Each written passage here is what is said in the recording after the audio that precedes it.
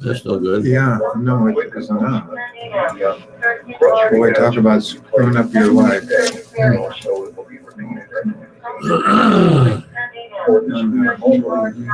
Technical problem yesterday, and we're not able to bring them to you in a timely manner, so we're trying to make up for that. No, something's wrong with your phone. Complete grocery ads here. Today.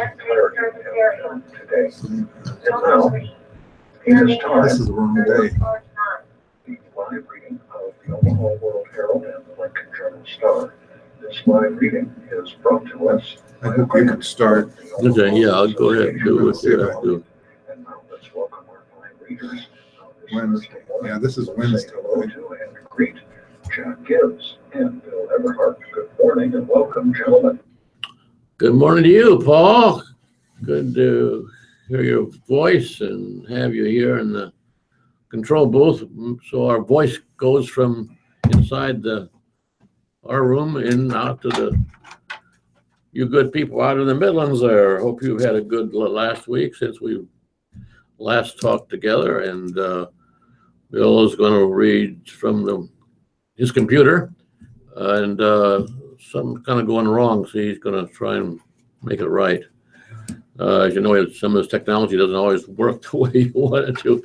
But the newspaper, it's a way to get rid of that. You have to burn it, I guess, or tear it up or something. So I'm going to start off with an article from the Omaha World Herald concerning the new health plan. This comes from Carson City, Nevada. Some Republican governors complain that a GOP proposal to replace former President Barack Obama's health care law would force millions of lower income earners off of insurance rolls or stick states with the cost of keeping them covered. Some governors were generally cool to the bill, but put forth in the Republican-controlled U.S. House on Monday. Republican governors lead 33 states. We've said all along, work with the governors, that it will be a governor-led effort and for the Congress to rely on the governors. Nevada Governor Sandoval said on Tuesday. Well, they came out with their own bill, which doesn't include anything like that the governors have talked about. At the heart of their criticism is that the House plan would jeopardize coverage for roughly 11 million people covered under the Affordable Care Act's Medicaid expansion. The law allowed states to expand Medicaid to cover more low-income individuals and their families at costs borne largely by the federal government. Nebraska is one of 19 states that decided not to expand Medicare coverage. According to groups who favor Medicaid expansion, that decision left about 97,000 Nebraskans ineligible for Medicare and for tax subsidies, so they could afford to buy individual insurance through the Obama plan. Phasing out the federal supplement for Medicaid would hit hardest in states where governors choose to participate in expansion, such as Michigan, Nevada, and Ohio. The House bill's provision to shift the federal Medicaid commitment to those states would shrink the number of people eligible for coverage and require states to drop the people from the coverage or risk incurring huge costs rapidly to keep them enrolled. Phasing out Medicaid coverage without a viable alternative is counterproductive and unnecessarily puts at risk our ability to treat the drug addicted, mentally ill, and the working poor who now have access to a stable source of care, said Governor John Kasich of Ohio. Michigan, Nevada, and Ohio alone have added a combined 2 million to Medicaid enrollment since that part of the law took effect in 2014. The GOP governors expressed some of the same reservations as Democratic governors in states that expanded Medicaid, fretting out about higher costs and fewer people covered. Wisconsin Governor Scott Walker, as chairman of this Republican Governors Association, has been working with governors such as Kasich to draft a proposal that would effectively put states in charge of their Medicaid programs, but require the federal government to continue financing them. The governor's alternatives would become a viable measure in the legislative debate should it gain Senate sponsorship. Bill? That's too bad. Yeah, thank you, Jack. Yep. From the Journal Star, senators call for evidence. Trump offered none when accusing Obama from Washington. The leaders of a congressional inquiry into Russia's efforts to sway the U.S. election called on the Justice Department Wednesday to produce any evidence that supports President Donald Trump's explosive wiretapping allegation. Declaring that Congress must get to the bottom of Trump's claim, Senator Lindsey Graham, Republican, South Carolina, and Sheldon Whitehouse, Democrat, Rhode Island, asked the acting Deputy Attorney General Dana Boente and FBI Director James Comey to produce the paper trail created when the Justice Department's criminal division secures warrants for wiretaps. Trump tweeted last weekend that former President Barack Obama had tapped his phones at Trump Tower during the election. But Trump offered no evidence to back up the accusation. Through a spokesman, Obama said neither he nor any White House official had ever ordered surveillance on any U.S. citizen. Obama's Director of National Intelligence, James Clapper, said nothing matching Trump's claim had taken place. Following Trump's tweet, Comey privately asked the Justice Department to dispute the president's claim because he believed the allegations to be false. As the chairman and top Democrat of the Senate Judiciary Crime and Terrorism Subcommittee, Graham and Whitehouse said they would take very seriously any abuse of wiretapping authorities for political reasons. But they added, we would be equally alarmed to learn that a court found enough evidence of criminal activity or contact with a foreign power to legally authorize a wiretap of President Trump, the Trump campaign, or Trump Tower. The senators are seeking warrant applications and court orders, which they said can be scrubbed to protect secret intelligence sources and methods. Senator Chuck Grassley, Republican, Iowa, the chairman of the Judiciary Committee, told Iowa reporters in a Wednesday telephone call, that he needs to be able to sort fact from fiction before making any decisions about Trump's wiretapping allegations. Grassley also said he is waiting, Grassley said he is waiting to receive a briefing from Comey, who told the senator earlier this week that the awaiting clearance, awaiting clearance from the Justice Department. The House and Senate Intelligence Committees and the FBI are investigating contacts between Trump's campaign and Russian officials, as well as whether Moscow tried to influence the 2016 election. Trump demanded that they broaden the scope of their inquiries to include Obama's potential abuse of executive power.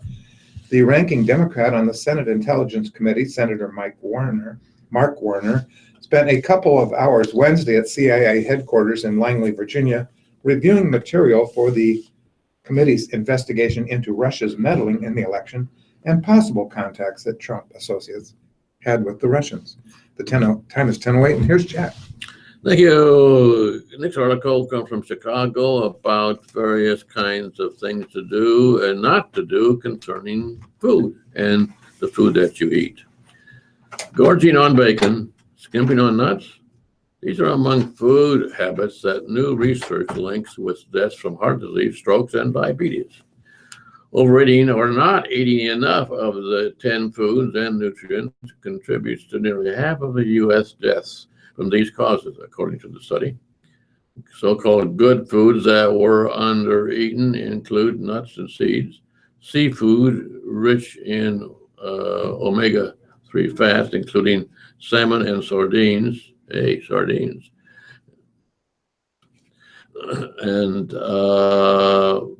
very good foods that are under-eaten include, I read that, and sardines, and fruits and vegetables and whole grains. So-called bad foods or nutrients that were overeaten include salt and salty foods. Processed meats include bacon and hot dogs. Red meat, including steaks, hamburgers, and sugary drinks. The research is based on U.S. government data showing that there were about 700,000 deaths in the year 2012 from heart disease, strokes, and diabetes, and on an analysis of national health surveys that asked participants about their eating habits. Most didn't eat the recommended amounts of food studied. The 10 ingredients combined contributed to about 45% of those deaths, according to the study. It may sound like a familiar attack on the typical American diet, but the study goes beyond previous research to detail specific foods and their risks or the benefits. According to lead author Renata Mika, who is a public health researcher and nutritionist at Tufts University. Results were published on Tuesday in the Journal of the American Medical Association. Mika said the 10 foods and nutrients were singled out because of research linking them from the causes of death studied. For example, studies have shown that excess salt can increase blood pressure, putting stress on arteries and the heart. Nuts contain healthy fats that can improve cholesterol levels, while bacon and other processed meats contain saturated fats that can raise levels of unhealthy LDL cholesterol. In the study, too much salt was the biggest problem, linked with nearly 10% of the deaths. Overeating processed meats and undereating nuts and seeds and seafood each were linked with about 8% of the deaths. The Food and Drug Administration's recent voluntary sodium reduction guidelines for makers of processed foods and taxes that some U.S. states have imposed on sugar-sweetened beverages are steps in the right direction, according to Michelle. The general editorial said public health policies targeting unhealthy eating could potentially help prevent some deaths, while noting that the study isn't solid enough that the so-called suboptimal diet were deadly. The study's recommended amounts are based on U.S. government guidelines, nutrition experts' advice, and amounts found to be beneficial or harmful in previous research. Here are some of the good habits that the article lists. Fruits, 3 average-sized fruits daily. Vegetables, 2 cups cooked or 4 cups of raw daily. Nuts and seeds, 5 1-ounce servings per week, about 20 nuts per serving. Whole grains, 2.5 daily servings is the recommended amount. Polysaturated fats found in many vegetable oils, 11% of daily calories. And the last good habit is seafood, 8 ounces weekly. Now here are the bad habits. Maybe it's where I kind of fall in this category. Red meat, I eat too much of it. 1 serving weekly, 1 medium steak or the equivalent. Processed meat, none are recommended at all. Sugary drinks is one of the bad habits. None are recommended either. And the last one down here in the article is salt. 2,000 milligrams daily, just under a teaspoon is the one of the other bad habits. So I wish you all well, and some of the foods that are shown, put them to task, and maybe you'll be a little more healthier. Okay, here's Bill. Thank you. The House approves a $578 billion defense bill from Washington. The House voted decisively Wednesday to approve a $578 billion spending bill that keeps the U.S. Armed Forces operating through September and sets the stage for substantial increases to the Pentagon's budget advocated by President Donald Trump. The fiscal year 2017 defense legislation passed the GOP-led chamber by a wide margin, 371 to 48, clearing the way for the Senate to act. The Trump administration is preparing a $30 billion supplement to the bill, which serves as a down payment on the president's promise to repair what he and other Republicans have described as a military depleted by the Obama administration refusal to spend enough money. The United States spends more on defense than the next 7 nations combined, yet GOP defense hawks are pressing Trump to spend tens of billions more on defense that he's envisioned for the next budget year. The 2017 defense legislation, crafted by House and Senate negotiators from both parties, tracks the funding levels for Pentagon procurement, operation and maintenance, and research and development programs authorized by the annual defense policy bill that former President Barack Obama signed into law in December. And FBI's Comey vows to finish term from Boston. FBI Director James Comey said Wednesday he plans to serve his entire 10-year term, even as controversy swirls over his attempt to rebut President Donald Trump's claim that the Obama administration tapped his phones during the election. You are stuck with me for another 6.5 years, Comey said during a cybersecurity conference at Boston College. Comey was appointed 3.5 years ago by then-President Barack Obama. Controversy erupted last weekend after Trump tweeted that Obama had tapped his phones at the Trump Tower during the election. Trump offered no evidence of his claim. Comey asked the Justice Department to publicly reject the allegation as false.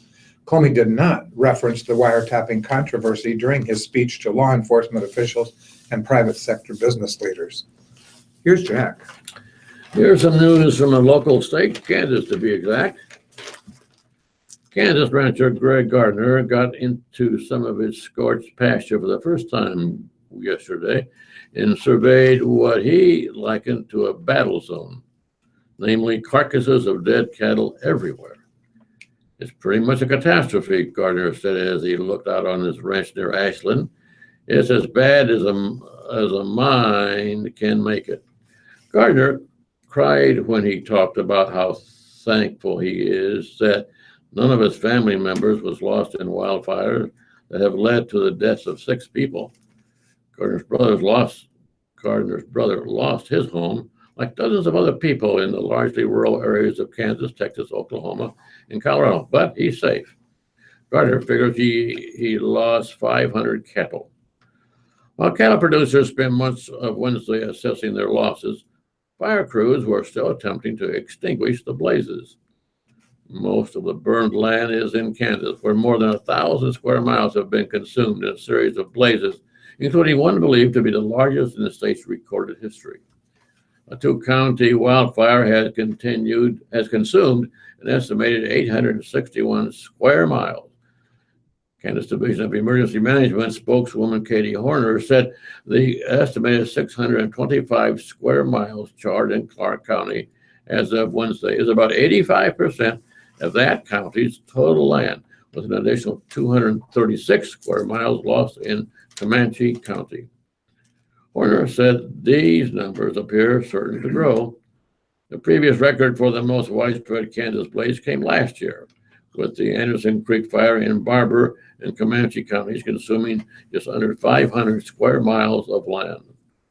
In addition, 3 wildfires in the Texas Panhandle have burned nearly 750 square miles of rural land, while more than 540 square miles of property has been blackened in Oklahoma.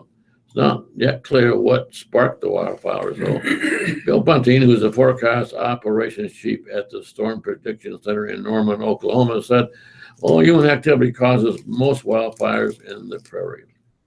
Brian Fuchs, who's a climatologist with the Nebraska-based National Drought Mitigation Center, said the weekly drought report he put together for release today will show an intensification of drought conditions in the fire-ravaged region. But perhaps starting late today and lingering into the weekend, the storm is forecast to drop an inch or more of rainfall from central Kansas to much of Oklahoma and Texas. The local advisor said could help firefighting efforts if all that comes true. Bill? Shippers are unfazed by North Dakota pipeline from Bismarck, North Dakota. The 2 biggest railroads shipping oil from North Dakota don't seem particularly concerned that the Dakota Access Pipeline may be about to come online, as oil makes up only a small percentage of their business in the state. The pipeline could begin operating as soon as next week, despite the unresolved legal dispute involving 2 Native American tribes seeking to shut it down. At capacity, it will be able to transport half of the oil production of North Dakota, the nation's number 2 producing state behind Texas. That isn't likely to be a big concern for the state's dominant rail shippers, BNSF and Canadian Pacific Railway, which ship more coal and commodities than crude. The pipeline's developer, Texas-based Energy Transfer Partners, said in a court document last year that it has long-term transportation contracts with 9 companies that want to ship oil through the pipeline. The pipeline could move enough oil to fill 500 or more rail cars each day, according to ETP. It is generally cheaper to move oil by pipeline than by rail, according to John Duff, Operation Research Analyst with the U.S. Energy Information Administration. BNSF Railway shipped more than 426,000 carloads of product from North Dakota last year, about half of which contained coal or grain. And overall, crude oil has never made up more than 5% of the total volume on our railroads, spokeswoman Amy Macbeth said. As this pipeline or any other is completed, we believe rail will always provide a valuable transportation option, she said. 10:21, here's Jack. Very good. Here it is. The time. Bill's been saying 20 minutes after 10 o'clock. I hope that's what he said. That's what the clock says. And also moves us on from the national, international news to local and state news. And it starts out with an article. What did I have over here? Oh, about our local basketball player, Maurice Watson. DNA evidence on blood-soaked underwear backs up a woman's accusations that Creighton University basketball star Maurice Watson sexually assaulted her. Douglas County prosecutor Beth Beninato said yesterday in court. Watson, who's 24, has been charged with first-degree sexual assault in connection with their encounter between the two early February 4th. Prosecutors allege that he forced the young woman to perform oral sex on him before he forced her to have intercourse in a bathroom after he blocked the doorway. Watson denies all the allegations. He arrived at court with his parents on Wednesday, his birthday, and waived his preliminary hearing. Douglas County Judge John Huber ruled that there was enough evidence for the case to go forward. Bernato said in court that underwear under the Watson's 19-year-old accuser was sent to the University of Nebraska Med Center for analysis and DNA evidence. Injuries to the woman's vagina area corroborate, said Benedict. A different judge, Douglas County Judge Cheryl Lowhouse, granted the woman's protection order against Watson last Thursday. I'm scared and have a lot of fear that I will be contacted by him or on his behalf. Watson remains out of jail on a $75,000 bail, which he posted Friday. His father directed questions about the bail money to Cornerstone Management, which is a representation firm for athletes based in Bryn Mawr, Pennsylvania. Brian Mountain of Cornerstone Management said the company is not representing Watson and that no contract has been signed. The link to Carolina Watson's PayPal account is prominently featured. The account has continued to ask for money to pay Watson's defense attorneys. It's one of the hardest things we have had to go through as a family, the account posted on February 27th. To sit back and watch this happen is impossible if you've had the opportunity to meet Morris. Watson and his family declined to comment. He must stay within 10 miles of Douglas County boundaries according to his bail requirements. The request to return to his hometown, Philadelphia, and live with his parents has not been granted and could be ruled on in upcoming hearings. Go. Yes, thank you, Jack. Research. This is from the Journal Star. Research campus to get a mill. Daniel Sloan, who along with his wife Tamara owns and operates the mill, shed what little secrecy was left Wednesday on what he called the worst kept secret on campus. The Lincoln Coffee Shop, started in 1975 and last expanded in 2000, will become the first cafe and restaurant to locate at Nebraska Innovation Campus later this summer. Along with its regular fare of coffee and tea, the Mill Coffee and Bistro will feature an expanded breakfast and lunch menu, as well as snacks, cask and bottled wine, as well as local and regional craft beer. Daniel Sloan said the Tetrad Property Group, the lead developer of the research campus on the former state fairgrounds, was motivated to open a Lincoln Staple in a centralized location at 21st and Transformation Drive. These guys are on an island out here and they really need something to do, Sloan said. They really needed more food, but as much as anything, they needed that communal aspect that the mill knows how to do. The coffee shop's main location at 8th and P Streets in the Haymarket, as well as the second location opened 17 years ago near 48th Street and Prescott Avenue, are melting pots, Sloan said, where people of all stripes meet to enjoy a cup of coffee. Another storefront in the Telegraph District near 21st Street and Capitol Parkway is being planned.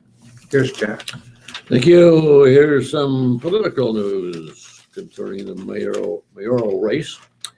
Democrat Heath Mello accused Omaha Mayor Gene Stothert of getting her facts wrong about the state budget Wednesday, while Stothert accused Mello of so-called hiding from last year's state budget woes.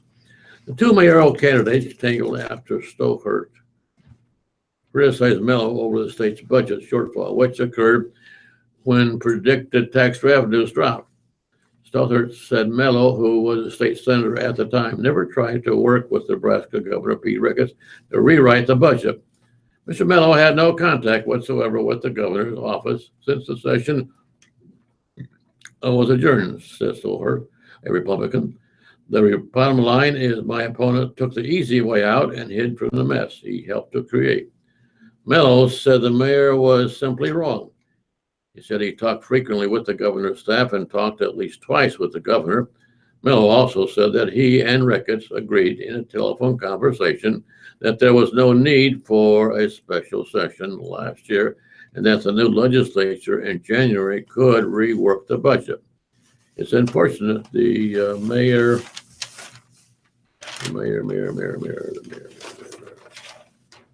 I'm gonna find page 5 for a second. Okay, that the mayor is trying to create how state government works in Nebraska. Mello said at a Wednesday afternoon press conference. The dispute centers on Mello's former role as chairman of the legislature's powerful Appropriations Committee. An 8-year veteran lawmaker, Mello helped oversee the budget that his colleagues passed in the 2016 legislative session. Governor Ricketts signed it into law without a veto, which is very rare, said Mello. After the budget was passed, however, tax revenues began to drop. Resulting budget shortfall was resolved earlier this year by state lawmakers. By then, Mello had left the legislature. Stothert contended that Mello should have worked with the governor last year to rewrite the budget. She also knows that he has said on the campaign trail that his term ended in April of 2016 when the session ended, yet he actually remained a state senator until early January.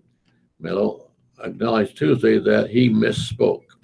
As for the budget issue, Mello says Stothert does not understand the legislative process. When the state budget passed, when the state budget last year was passed, it was balanced. But once the session ended, Mello said, it became the governor's job to manage the budget. And he said, Ricketts took effective steps to address the shortfall that arose. Mello said it isn't true that he didn't talk to the governor's office, as Stothert asserts. He said he had numerous conversations last year about the budget issue with Mott Meltenberger, the governor's chief of staff. He also said he spoke to the governor on the telephone, and he publicly supported Ricketts' decision to control spending through a variety of ways, including a hiring freeze and curtailing spending. Stothert's campaign said later that she was referring specifically to Mello's involvement with the new budget that the legislature passed in January. Who's Stothert's spokesman said the governor's office has said Mello was not involved in any discussions last year about what should be in the budget. In response to a reporter's question, Stothert said that she was not blaming Ricketts or the way his administration handled the budget shortfall last year as the chief executive officer of the state of Nebraska. The issue, she said, was that Mello has been touting his budget writing efforts in the legislature on the campaign trail, which while distancing himself from the state budget shortfall. Stoddard said the press release's timing and had nothing to do with her subsequent campaign press conference. However, she said the surplus was a byproduct of efficient year-round management by her office, working with city departments to ensure they stayed within the budget.